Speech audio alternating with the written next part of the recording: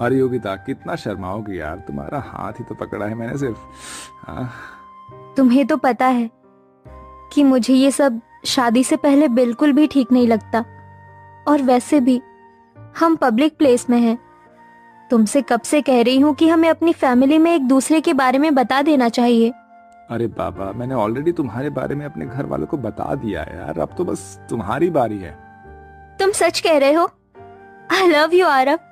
मैं आज ही अपने मम्मी पापा से बात करती हूँ। योगिता आरव एक दूसरे के साथ पिछले 2 सालों से रिलेशनशिप में थे। योगिता थोड़ी शर्मीली किस्म की लड़की थी, इसलिए आज तक उसने कभी भी आरव को ठीक से गले तक नहीं लगाया। दोनों ही एक दूसरे के बारे में अपने माता पिता से बात करते हैं और कुछ ही समय में उनकी शादी हो जाती है। आरव, तेरी चॉइस तो बढ़िया है यार। अगर मैं भी तेरी जगह होता ना, तेरे जैसे जवान होता, तो बिल्कुल योगिता बहू जैसी लड़की से ही शादी करता। अरे जैसे ही क्यों, मैं तो योगिता से ही शादी कर लेता। अपने गृह प्रवेश पर अपने ससुर के मुंह से ऐसी बात सुनकर योगिता को काफी अजीब महसूस होने लगता है, लेकिन वो इस बात पर ज्यादा ध्यान नहीं देती। अब आरव और योगिता अपने कमरे में चले जाते हैं और एक दूसरे के साथ काफी अच्छा वक्त बिताते हैं।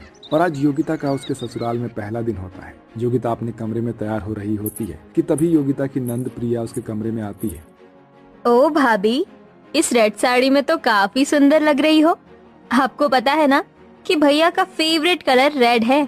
कहीं वो आपको इस साड़ी में देखकर दोबारा से सुहागरात मनाने के मूड में ना आ जाए। वैसे कैसी रही आपकी फर्स्ट नाइट? प्रिया, ये सब तुम कैसी बातें कर रही हो? मैं तुम्हारी भाभी हूँ, कोई सहेली तो नहीं। भाभी, ये तो बस नॉर्मल है। बताइए ना, क्या क्या किया आपने रात में? आने वाले कुछ समय में मेरी भी शादी हो जाएगी। आप क्या अपनी नंद को टिप्स नहीं देंगी? भगवान, ये कैसी ठरकी नंद मिली है मुझे। भला अपनी भाभी से कोई इस तरह बेशर्मी से बात करता है क्या? दरअसल योगिता के ससुराल वाले थोड़े आजाद ख्याल वाले होते हैं, या यूं कहें कि थोड़े ठरकी किस्म के लोग होते हैं। घर में बहू आ जाने के बावजूद भी उन लोगों में जरा भी समझ नहीं थी। बच्चे तो बच्चे, घर के बड़े भी कुछ इसी किस्म के थे। आज तो कुछ ज्यादा ही काम था घर में। एक काम करती हूँ, थोड़ी देर आराम कर लेती हूँ। घर का सारा काम खत्म करके योगिता अपने कमरे में आराम कर रही होती है कि तभी योगिता का देवर दिनेश बिना अपनी भाभी के कमरे का दरवाजा खटखटाए उसके कमरे में आ जाता है, जिसे देखकर योगिता अचानक से हिचकिचाते हुए घबरा कर उठती है। अरे दिनेश, तुम ऐसे अचानक कमरे में कैसे चले आए? तुम्हें दरवाजा खटखटा कर आना चाहिए था ना। भाभी, मैं कोई पराया मर्द थोड़ी ना हूँ, आपका देवर हूँ भाई है? और देवर तो भाई के समान होता है ना। वो तो मैं आपसे कहने आया था कि शाम को मेरे कुछ दोस्त आ रहे हैं, तो आप ना उनके लिए कुछ स्नैक्स वगैरह तैयार कर दीजिएगा। अपने ससुराल वालों की ऐसी हरकत योगिता को बिल्कुल भी पसंद नहीं आ रही होती है। ऐसे ही एक दिन योगिता बहू, अब तो तुम्हारी शादी को काफी समय हो गया है, तो कब दादा दादी बना रही हो हमें? माँ जी, सामने ससुर जी बैठे हैं और आप उनके सामने ऐसी बातें कर रही हैं। तो क्या हुआ बहू, वैसे भी अमरावती बहू की माँ बनने की उम्र थोड़ी ना है, अभी तो उन्हें एंजॉय करना है। वैसे तुम एक दूसरे के साथ अच्छा वक्त बिता पाते हो ना। मेरा मतलब तुम्हारे बगल वाला कमरा ही हमारा है। वैसे कल रात तो तुम्हारे कमरे से बहुत आवाजें आ रही थी, हैं? लगता है बहू बेटे में कुछ ज्यादा ही प्यार हो रहा है। अपने ससुर की ऐसी बातें सुनकर योगिता शर्म के मारे पानी पानी हो जाती है और भागते हुए अपने कमरे में चली जाती है। भगवान, ये कैसा ठरकी ससुराल मिला है मुझे। एक से एक ठरकी लोग हैं यहाँ पर।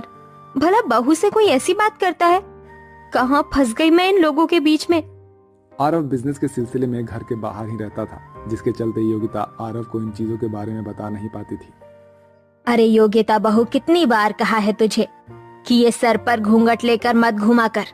हम मॉडर्न लोग हैं और हमारे यहाँ घूंघट वाली प्रथा नहीं है। हाँ हाँ, होगी भी क्यों। मॉडर्न के साथ साथ ये लोग ठरकी भी जो हैं। माँ जी, वो मुझे घूंघट में ही सही लगता है। बिना घूंघट के मुझे काफी अजीब लगेगा। एक बार तू ये घूंघट हटाकर तो देख, बहुत सुंदर लगेगा। अमरावती अपनी बेटी प्रिया के साथ योगिता को जबरदस्ती कमरे में ले जाती है और उसे साड़ी के बजाय एक वन पीस पहना देती है। वाह भाभी, आप कितनी हॉट लग रही हो। माँ जी, प्रिया, मुझे